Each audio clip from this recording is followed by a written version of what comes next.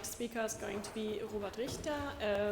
He's a PhD candidate at the chair of Professor Tietje, and he's also a research associate there, and his research mostly focuses on international law, international economic law, especially European law, and especially also economic security in public international law. So we're looking forward for your presentation.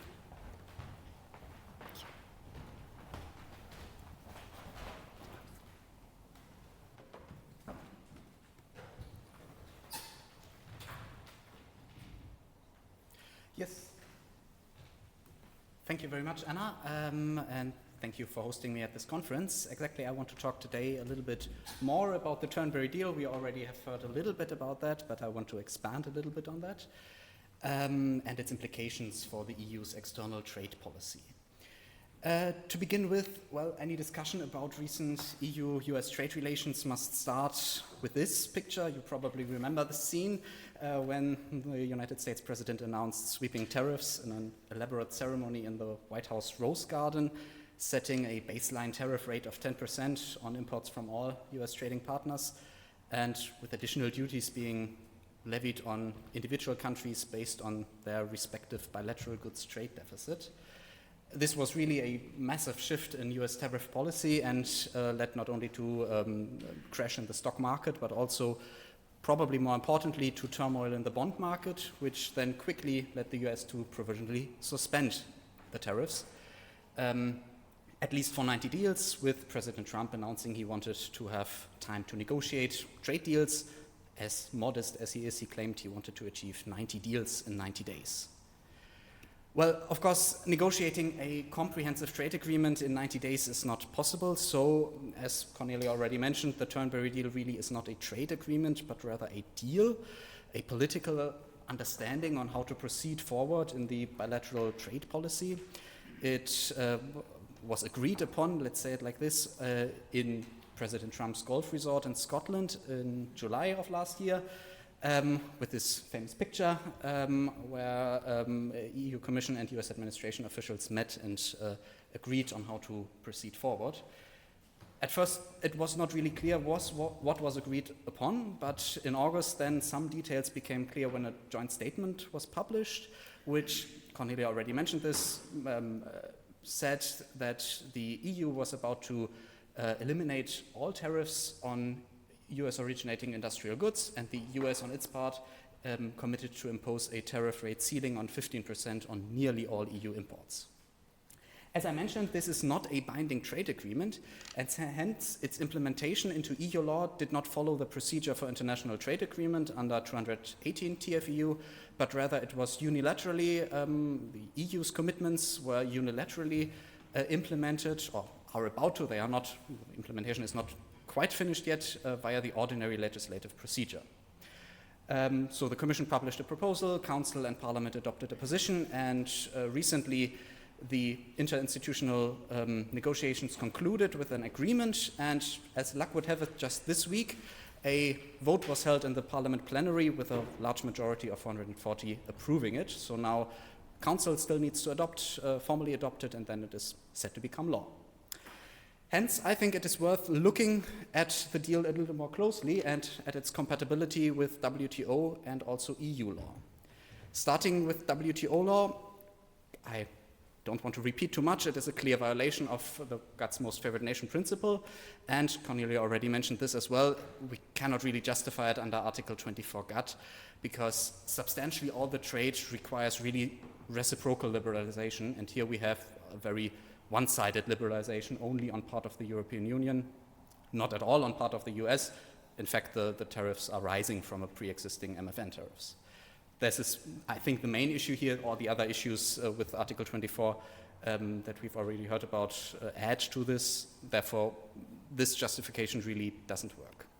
Another option is to look at the security exception, and actually this is what was mentioned in the Parliament position, where in its Amendment 6, the Parliament said that because of Russia's war of aggression in Ukraine, it is imperative for the Union to maintain and further strengthen its partnership with a key ally at the time when such relations are of critical importance, and therefore this measure is justified under Article 21 GATT. Now, in the final text of the regulation proposal, this Parliament position was not totally adopted. The reference to Article 21 is a little more veiled, but it still refers in Recital 1 to the threat to the Union's essential security interests. So I think we can still clearly see that Article 21 is the relevant norm that the EU is at least alluding to here. So what is the EU arguing under Article 21? Well, it is essentially arguing that the EU made trade concessions to the United States in order to buy the continued security and defense cooperation with the United States, making a bad trade deal in order to have good defense cooperation.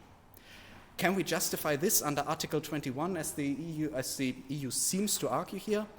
Well, at least it is a very unorthodox understanding of Article 21 because looking at the text, one could of course say the Russian invasion in Ukraine, it is of course an emergency in international relations. However, the term relations really implies a relational state of affairs here between the country invoking the measure and the country at the receiving end. And here it is not clear why the Russian invasion of Ukraine is an emergency in international relations between the EU and any other third country except for the US. This doesn't really make sense. Furthermore, I would argue that the term protection itself requires a defensive operational relationship. We cannot equate protection with the procurement of protection, because if we were to do so, Article 21 would in essence justify any preferential arrangement framed in geopolitical terms, and this is clearly not the aim of Article 21. Therefore, we can see the most favored nation principle violation cannot be justified either under Article 24 or under Article 21 GATT. So we have a clear violation of WTO law. Turning then to the compatibility with EU law, I want to address two issues. There are a few more, but my time is limited, so I just want to address one procedural issue and one substantive issue. Starting with the procedural issue, as I mentioned, the special procedure for international trade agreements set out in 218 TFEU was not followed for this agreement. This, of course, is only consequential as this is not a binding trade agreement. However, for non-binding instruments, since the ECJ's judgment in the Swiss MOU case, we have an established procedure for the cooperation between Council and Commission. No Parliament participation is required there until now, which is a separate problem, but we could say in this case that this can be disregarded because the ordinary legislative procedure was followed, so Parliament was fully able to participate in the lawmaking. However, I would argue that Parliament was only able to participate in the implementation of the deal, not in the negotiation and the conclusion of the deal. In essence, the European Commission concluded a deal with the United States, which was not binding, and then said to Parliament, now you have to enact the commitments we have made. I want to at least pose the question whether this is not hollowing out the Parliament prerogative to reject trade deals under Article 216.6 TFEU. Because, of course, Parliament could reject this deal, but if you read what the speeches of the parliamentarians in the EU Parliament, you could really see that a lot of them were agreeing to this very reluctantly, because the EU Commission has put a lot of pressure on the parliamentarians to agree to this deal, and in the end they said to themselves, well, this deal was already made, we have no choice but to approve it. And this, I would say, goes at least against the spirit of the Article 218 TFEU. Turning then to a substantive issue, which I also want to take a look at, which is the relationship between WTO law and EU law. As we know, Article 216.2 TFEU requires the European Union to obey international law. For WTO law, this has always been seen a little more loosely, as the ECJ has not accorded WTO law direct effect, arguing that EU organs need scope of maneuver to negotiate within the WTO. However, here, with the Turnberry Deal, we have a measure, or a regulation, a proposed regulation, which is blatantly contravening WTO law. Yet, under the current doctrinal framework, there's no possible consideration of this blatant illegality under by the ECJ. As rule of law is a union value and particularly Article 3.5 TFEU, requires not only the observance of international law, but the strict observance of international law. This, I think, poses a real problem, because the EU can just conclude a completely WTO illegal measure where no plausible justification is possible, yet there is no recourse to the ECJ. Hence, I would argue that we should abandon this doctrine and assess incompatibilities with EU law directly under Article 216.2 TFEU. Of course, we can not completely disregard the scope of maneuver concerns that the ECJ has mentioned, but this could be included by employing a deferential standard of review. At the very least, however, I would argue that we need to consider it a violation of EU law if a measure is blatantly justifying WTO law, meaning if a justification under WTO law is simply implausible. And I would think with the Turnberry Deal, as we've established, there's no plausible justification.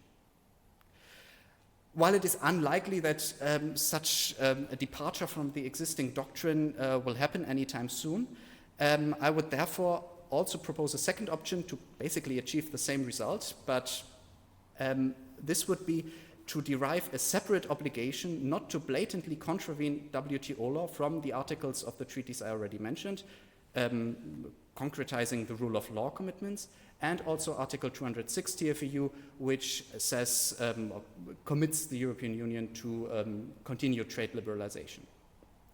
Again, also here, the scope of maneuver concern would lose its force, because in case of blatant violations, there is not really any scope of maneuver, they are just illegal. Hence, I would say that the current way WTO law is addressed under EU law is really unsustainable in times when the EU is blatantly violating WTO law. Now, where do we go from here?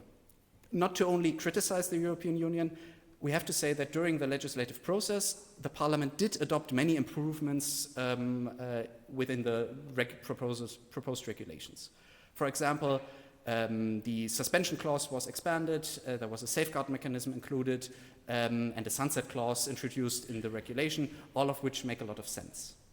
Still, a lot of questions remain open. The regulation is phrased very broadly in some terms, and it's not really clear what is included and what not. I would argue that beyond its blatant WTO illegality, it poses risks from an EU law perspective. Then we have the factual aspects that since the US imposed the IEEPA tariffs last year, those were struck down by the Supreme Court in the beginning of this year, and now the US has thought about new tariffs, Section 122, and now recently Section 301 tariffs based on alleged human rights violations. All of those might threaten the deal and lead the EU to suspend its application, the application of the regulation, that is. Also, I just want to highlight this without going further into detail. There are problems with this deal beyond the tariff part. I have now focused very much on the tariff part of the deal, but in it, the EU also commits to weaken the application of various of its policies, which is a whole separate issue for the consistency of EU law, if it commits internationally to weaken its own laws. In total, I would say that this is really a stress test for the EU's self-portrayal as a community of law. It should really stand firm here and continue to obey WTO law, despite all the pressures that it obviously faces from an international scene. I'm very much looking forward to your comments, and thank you very much for your attention.